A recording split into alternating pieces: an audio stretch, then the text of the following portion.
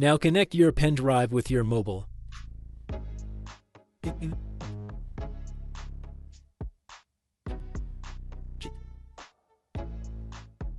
Now go to the mobile file manager.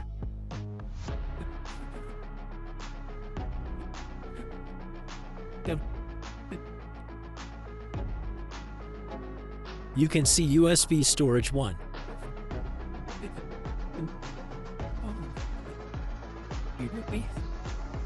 Now click on the three-dot icon to format your pen drive.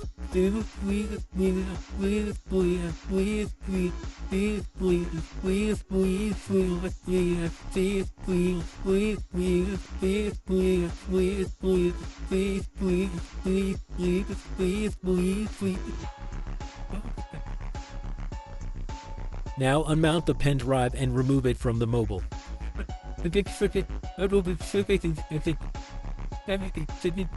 Now your pen drive is formatted.